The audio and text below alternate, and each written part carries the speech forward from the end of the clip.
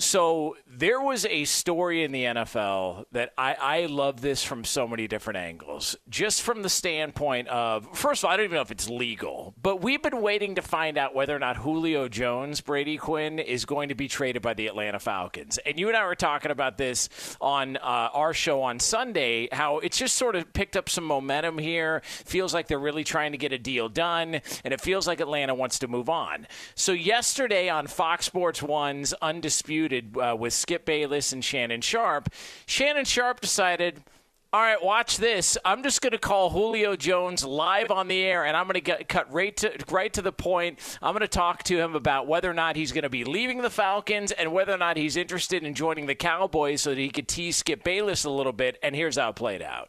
What's going on, bro? Man, nothing much. About to go meet up with my brother. What's happening with you? Man, look, you want to go to the Cowboys, Julio, or you want to stay in Atlanta? Oh, man, nah, I'm out of there, man. You out of there? He's out of there. Ideally, where would you like to go? Right now, I want to win. Okay. Dallas. Well, don't go to Dallas.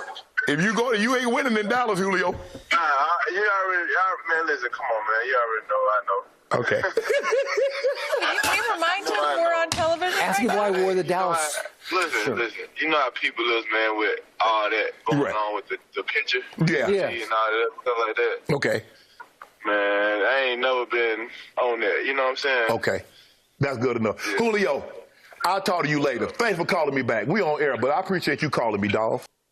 All right, so the most important part of all that, Brady Quinn, is the fact that Shannon Sharpe did eventually tell him he was on the air, because I believe that it's illegal. Right? I believe that it's illegal if you just call somebody and don't tell them they're on the air before they talk. I believe that is a violation. That's why Jenny Taft sounded like she was panicked, because there was probably a producer screaming in her ear, make sure he knows he's got to give him the heads up that he's on the air right now. So a little behind the scenes there. They could obviously be telling Jenny Taft that, or they could just tell Shannon Sharpe that. I mean, that would have been – it's not like he doesn't have an IFB in his ear and that he can't get any sort of instruction from the producer. There are so many different angles about this that I'll be honest with you. The first part kind of made me feel uncomfortable.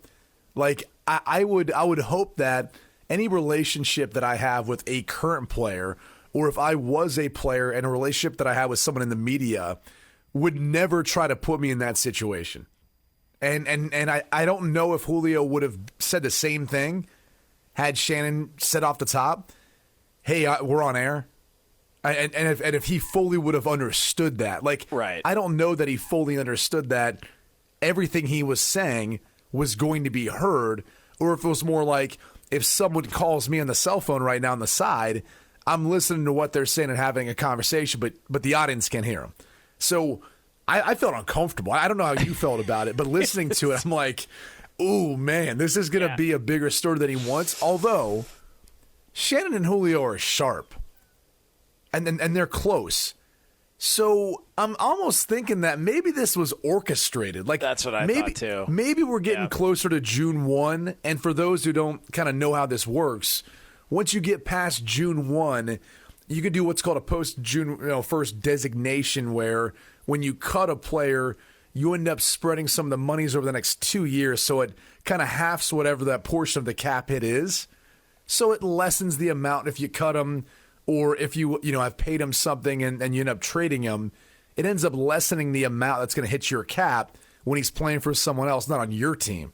So part of me was thinking, like, all right, maybe this was planned to a degree because of the way Julio handled it and the way Shannon handled it, and this was like a nice orchestrated thing to get the ball rolling. But if not, I would imagine Julio's agent's like, dude, what are you doing? Why are you putting me in this situation right now? Atlanta's going to be ticked off, and all these teams now are like, let's see how this goes, but I'm not going to offer that much for him. Because that's the next part of the conversation is, okay, like, what's the next steps? What happens? And it's probably nothing good for the Falcons.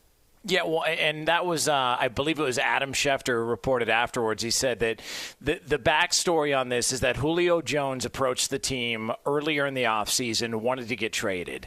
The team has been working quietly behind the scenes to try and facilitate a trade, but they were unable to. And now it starts to make sense, to your point, to where you think maybe they kind of knew what they were doing and this was a little bit planned to kind of force the issue.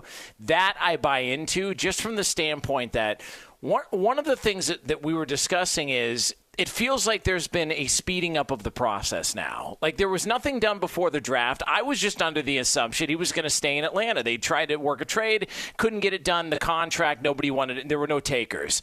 And the fact that they were really aggressive, seemingly, and these reports started coming out the past week, and then this happens on national television, I wonder if Julio Jones was at a point to where he's like, dude, I told them months ago I wanted to get traded. Nothing has happened. We got to step on the gas, and I'm not all that upset about the fact that this went down. If that's not the case, then I think he'd definitely be bothered by the fact that he wasn't aware he was on national television when this went down. Just saying. He would not be happy about it. Yeah, not pleased at all. But again, Shannon said he's like his uncle. Like, everyone's got that uncle that you love, but might put you in a precarious situation. Oh, yeah. So maybe you just chalk it up to that. Maybe that's just his uncle that put him in a bad spot. But look, it may work out better for him in the end if he really wants out of Atlanta. Yeah, I do like, though, how, the subject of the Dallas Cowboys came up, and he just sort of scoffed at it. Yeah, he just sort of, no. I want to go to a team that's going to win. Yeah. Don't go to Dallas. Oh, you already know, man. Yeah. It's so no, that was well done. It'd be nice. I mean, if maybe one of these days, you call up one of your buddies in the NFL, and we could have a moment like that, you and I, with him on the air. You get some pull. I mean, I would do it, but I don't want to burn those kind of bridges, and I've got a ton of bridges. Right. Yeah, you don't care to burn those sorts of bridges. No. See, me on the other hand, it's like I'm more on the team side of the player. I just want to take care of the player. You're on team media. You're the one trying to expose them, get some headlines, see if some people can play your clip of talking to that athlete and just across the masses, right? Across the that's the team you're a part of. What you mean like the time? A little behind the scenes here. So Brady and I have been working together for a long time. This is a true story. And you could tell for whatever reason it was a slow weekend, because you talked about how a long time ago that Jim Harbaugh, that the discussion of a lifetime contract had come up with somebody that you had spoken with in and around Michigan. Right. It was literally the last couple of minutes of a show that we did. Not a big deal at all. It was just kind of thrown out there, and we were just kind of laughing about it. All of a sudden, it ended up, I think, on Around the Horn on ESPN. And the best part of it was I had nothing to do with the story. I have no sources. I have no insiders. I'm a J-off who does weekend overnight radio here at Fox Sports Radio, and nobody knows who the hell I am. And yet the graphic on the screen when they were discussing the story and playing the sound from you was Brady Quinn appearing on the Jonas Knox show, not realizing that it's your show. Yeah, you've been appearing on that show weekly for 3 hours for 5 years. But again, I got all the credit, didn't have to do a damn thing. It was brilliant. I thought it was fantastic. We've got to orchestrate more of that. We've got to orchestrate more of that so sort of publicity bad. for you, man. So bad.